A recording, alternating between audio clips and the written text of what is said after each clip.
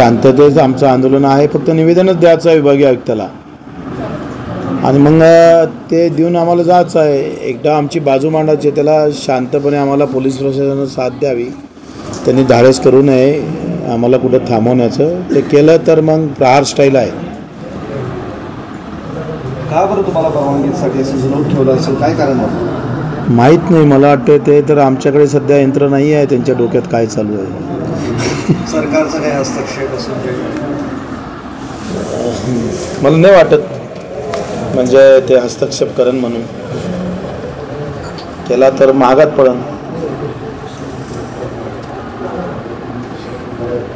तुम्ही सरकारच्या बाजून असताना तुम्हाला परमिशन मिळत नाही अशी सध्याची स्थिती आहे. शेतकरी आहे ना, शेतमजुराचं आंदोलन आहे. हे जातीपाती धर्माचं असतं तर वेगळा विषय असता. हा शेतकरी शेतमजुराचं आंदोलन आहे, त्याच्यानं होऊ शकतं थोडं अडचण. मला नेमकं काय म्हणायचं जातीपातीचं आंदोलन? मला असं वाटतं का देशामध्ये जो वाद निर्माण केला जात आहे, शेतकऱ्याला शेतकऱ्याच्या प्रश्नापासून दूर नेल्या जात आहे, युवकांना युवकांच्या प्रश्नापासून दूर नेल्या जात आहे, त्याच्या हाती रंगाचा झेंडा दिला जात आहे. आम्ही याच्यावरच घाव घालणार आहोत. ही व्यवस्था अशी जे निर्माण करून पाहत आहे की नको ते प्रश्न समोर आणून मूळ प्रश्नाला बगल देण्याचं काम एकंदरीत या राजकीय व्यवस्थेमध्ये चालू आहे आणि तोच आम्हाला आर्थिक विषमतेचा विषय आम्हाला घेऊन जायचा आहे. आज युवकांसाठी धोरण आलं पण पैसे नाही आहे, त्यांची पाहिजे तशी प्रकारची व्यवस्था नाही, शेतकऱ्यांना भाव नाही. एका क्विंटल मागं 2000चा लॉस आहे. राज्य सरकारनं शिफारस केलेले भाव आणि केंद्रानं जाहीर केलेले भाव याच्यात 2000चा फरक आहे. शेतकऱ्याला शेतमजूर नाही. आता एका आरक्षणात एक माणूस नोकरीवर लागला म्हणजे एखाद्याला नोकरी लागली तर त्याचं एकट्याचं कुटुंब भलं होते. पण शेतीमालाले भाव जर भेटला आणि मजुराला मजुरी चांगली भेटली तर अख्खं गाव सुखी होते. आमच्या मागणीमध्ये सगळ्या समाजाचं सगळ्या जातीचं भलं आहे आणि त्यासाठी आम्ही तो हट्ट धरून हे आंदोलन करतो आहे. साधे दिव्यांगांना 6000 रुपये महिना मिळावा. 200 रुपयापासून सुरुवात झाली दिव्यांगाच्या महिन्याची. 600 झाला, 1000 झाला, 1500 झाला. आता 1500 पहिलेच लाडके बहिणीला सुरुवातीलाच 1500. माझं म्हणणं अडचणीत असणाऱ्या लोकांसाठी योजना असली पाहिजे, कष्ट करणाऱ्यांसाठी योजना असली पाहिजे. इथं कष्ट करणाऱ्यासाठी योजनाच नाही आहे. नसन पैसे तर मला वाटतं राज्यपालाचा बंगला विका, ती 40 एकर आहे. 10 एकर असू द्या राज्यपालांसाठी. किती काही पाय लंबा मोठा माणूस आला तर 10 एकरात सफिशियंट आहे. आणि 6 पारसी लोकांजवळ 6000 एकर जमीन मुंबईत आहे. मी सांगतोय दाव्यानं का आम्ही जे त्यांना माहिती देतो आहे या माहितीवर जर अभ्यास केला तर या राज्याचं कर्जही माफ होते आणि आम्ही म्हणतो त्या मागण्या एका घटक्यात पूर्ण होते.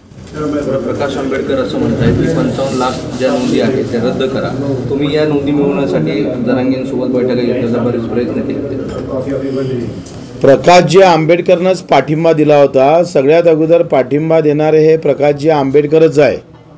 मला वाटते तुमच्याजवळ काही त्याचे व्हिडिओ कॅसेट असेल तर ते वाजवा आणि मग पहिले पाठिंबा देता आता म्हणतो तुम्ही ते नोंदी रद्द करा. म्हणजे नेमकं मला समजत नाही त्यांना काय म्हणायचं आहे. उद्या अधिक तिसरी मागणी असू शकते, येऊ शकते. असं निवडणुका जवळ आल्या, सगळ्यांचं लक्ष तुमच्या तिसऱ्या आघाडीकडे आहे. आम्ही तिसरी आघाडी नाही, आम्ही पहिली आघाडी आहे. आम्ही मुद्द्यावर लढणारी आघाडी आहे. आमच्याजवळ झेंड्याच्या रंगाची नाही आहे, अजेंडाची आघाडी आहे. त्याच्यानं आम्ही तिसरी आघाडी नाही, बिलकुल नाही. आमची पहिलीच आघाडी आहे जी झेंड्याच्या रंगावर नाही तर अजेंड्यावर लढणार आहे. त्याच्यानं आम्हाला तिसरी आघाडी संबोधित करू नये. पहिल्या तुमच्या मतानुसार पहिल्या आघाडी हां हे बरोबर काय चाललंय त्याचं? नाही पहिल्या आघाडीचा अजून आता उद्याचा मोर्चा झाला का या सगळ्या संदर्भात सरकारसोबत आघाडीसोबत या सगळ्या मोर्चाचे निवेदन जे आमच्या मागण्या आहे 18 त्या समोर ठेवू. मुद्दे जर पटले सरकारनं आहे त्या सरकारनं जर आमच्या मागण्या पूर्ण केल्या त्याचे GR काढले तर बच्चू कडूचा मतदारसंघ हा महायुतीला दिला जाईल आणि कार्यकर्ता म्हणून आम्ही त्याचं काम करू. म्हणजे आम्ही निवडणूकच लढणार नाही. लढाचं कशासाठी? आमदारकी भोगासाठी थोडं लढतोय, मुद्द्यासाठी लढतोय. मुद्दे जर निकाली लागले तर लढण्याची गरज नाही. आणि नाही केला पूर्ण तर मग आहेच प्रहार. विरोधकांसोबत प्रहार की एकट्याचा प्रहार म्हणजे एकटंच काफी आहे. आम्ही एकटंच लढत आलो 20 वर्षापासून. कुठं आमच्या सोबतीले होते. मी 4 वेळेस निवडून आलो आहे. कुठल्या पक्षाचा पाठिंबा नाही.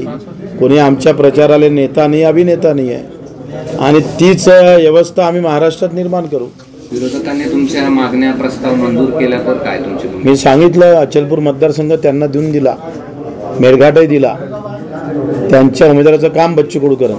नाही, महाविकास आघाडीला तुमच्या मागण्या पटल्या. महाविकास आघाडीला तेच आमचं म्हणणं युती कोणासोबत होणार. पहिले आता सरकार आहे त्यांनी मान्य केलं नाही तर आघाडी एक मोठा पक्ष तिकडे आहे. त्यांनी जर आमच्या मुद्द्याला होकार दिला, मान्य केलं तर मग तो विचार करू पुढं मागं जाऊ शकाल. ते आत्ता तरी सांगता येणार नाही. उद्या पाहू काय करायचं आहे ते. तुमचे प्रस्ताव मागण्या मान्य केल्या तर उद्या पाहू. उद्या आम्ही तसा निर्णय घेऊ का समोर आपण कशा पद्धतीनं समोर जायचं.